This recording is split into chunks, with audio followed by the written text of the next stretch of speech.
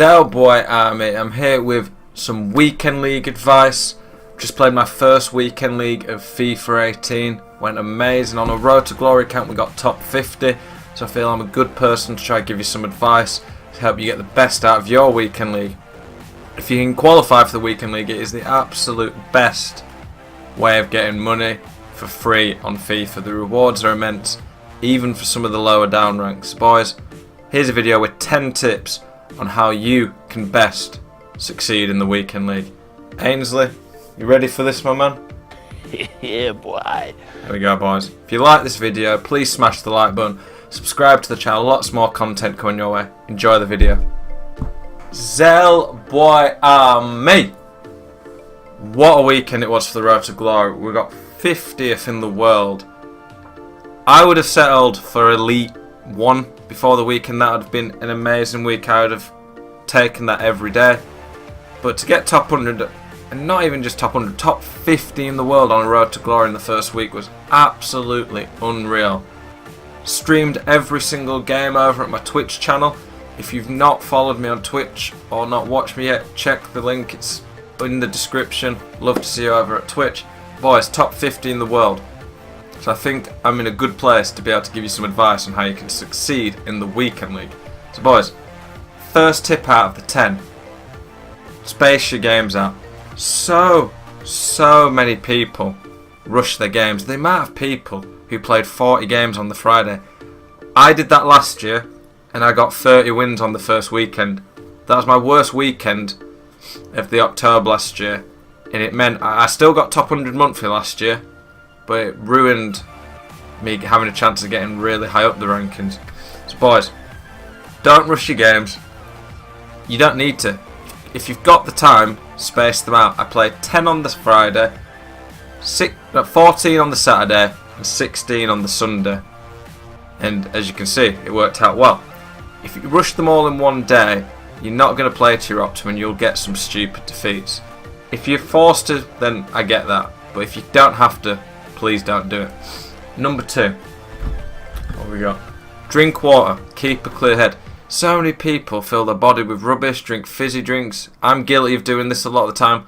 But on the weekend league, you need a clear head. Drink lots of water. It will genuinely give you a slight performance boost and help you concentrate. If you watch the pros when they play, nearly all of them will be drinking water and not eating rubbish. Drinking water will genuinely give you a boost that you probably wouldn't expect, and it will help you to concentrate in those tight moments. Number 3. Use one team.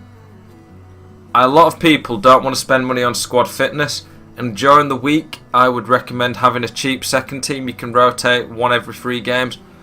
But boys, when it comes to the weekend league, you want one team, most of your coins on that team, and then use squad fitness.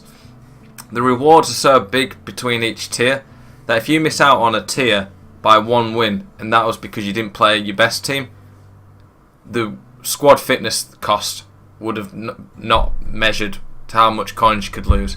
The difference between tiers is so big, and the monthly, that you want to play at your best all the time, and having your best team playing with one team and getting good with them will make a difference. So I recommend only using one team.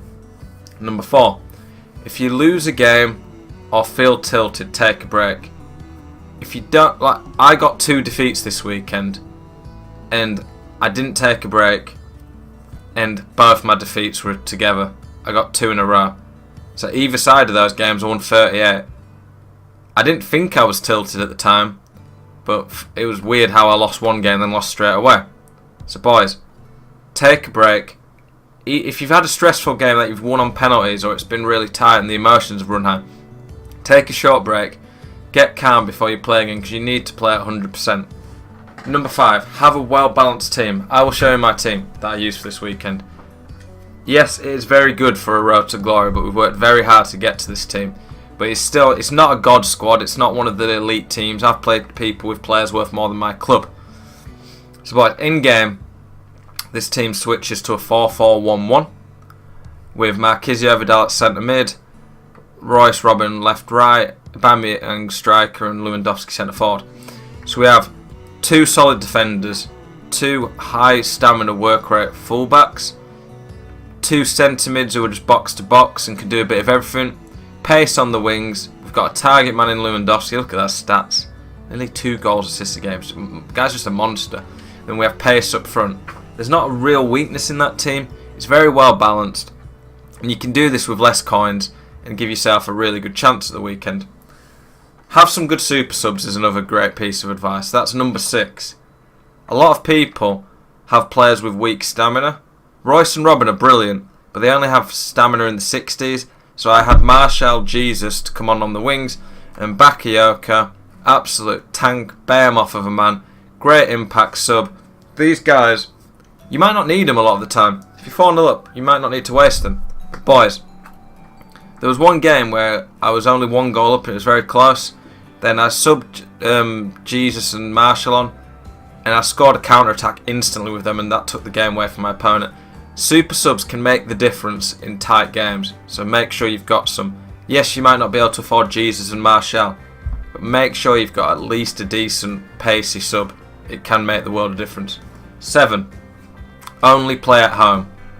One reason sometimes is that a lot of the time top 100 and pro players only play at home because they want to avoid each other, so it increases your risk of playing against one of them if you play away.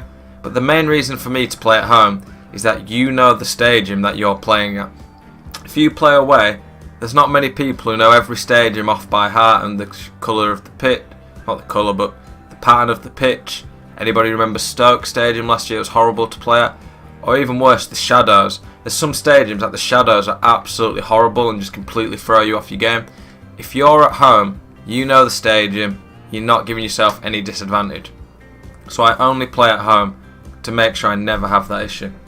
Number 8, don't sell your team halfway through. I see people win a lot and then have 1 or 2 losses and like the team's rubbish, I need to get rid of them. Don't panic sell. 1, you probably won't get as many coins for your team at that point, and 2, you're not going to be used to the new team and you will probably do worse. I'd keep the team, and if it really hasn't worked by the end of the week, I'd sell them and practice during the week. Number 9, when you've got a new team, make sure you practice with them. I have to admit, the first game I played with this team was in the weekend league. I was a bit of an idiot and didn't follow my own advice and I got away with it. But for the most part, you're not going to do very well if you're not playing with a team that are well practiced. You need to know what your players can and can't do. You need to see if there's any weaknesses. Practicing allows you to find which players can do what and how the team works. So make sure you practice, practice, practice. Number 10.